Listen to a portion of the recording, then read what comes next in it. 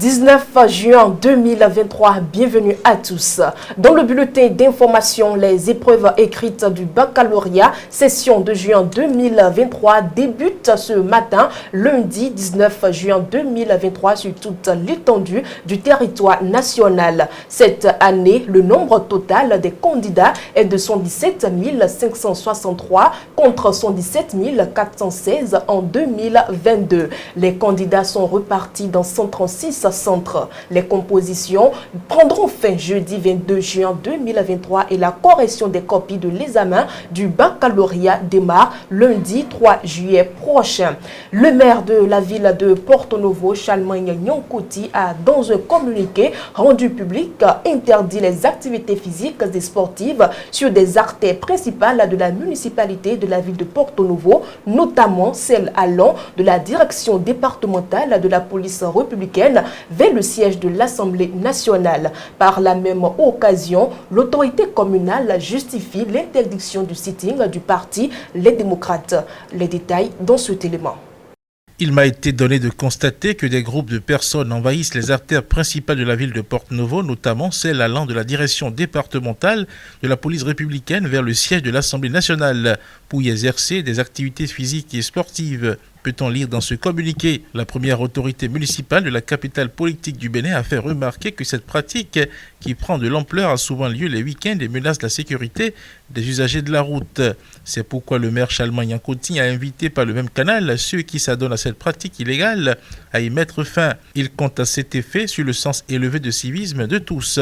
Profitant de la sortie de cette décision d'interdiction des activités physiques et sportives sur les artères principales de la ville de Porto Novo, le sit-in projeté par le parti Les Démocrates pour se tenir ce vendredi 16 juin 2023 sur l'esplanade de l'Assemblée nationale a été interdit par l'autorité municipale de la ville de Porto Novo.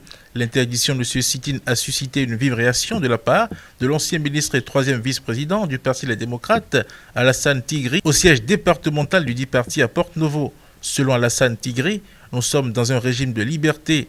Nous sommes dans un pays qui a connu quand même la démocratie et qu'aujourd'hui, un simple sit-in soit interdit, cela sort du sens. Les autorités de la ville de Porto Novo ont avancé comme argument pour l'interdire que c'est pour leur sécurité et celle de la population. Le troisième vice-président du parti Les Démocrates de son côté s'inscrit en faux contre cet argument avancé par les autorités de cette ville pour leur interdire ce sit-in. Pour lui, quelle insécurité un sit-in à l'Assemblée nationale, notamment sur l'esplanade, peut entraîner pour nous-mêmes et la population. Et il a ajouté par la suite que tout est mis en œuvre pour museler le parti.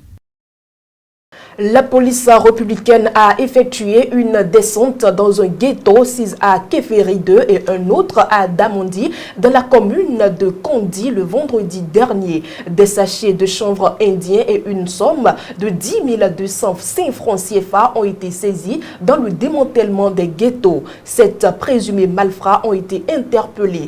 Les prévenus ont été déposés en attendant leur présentation au procureur.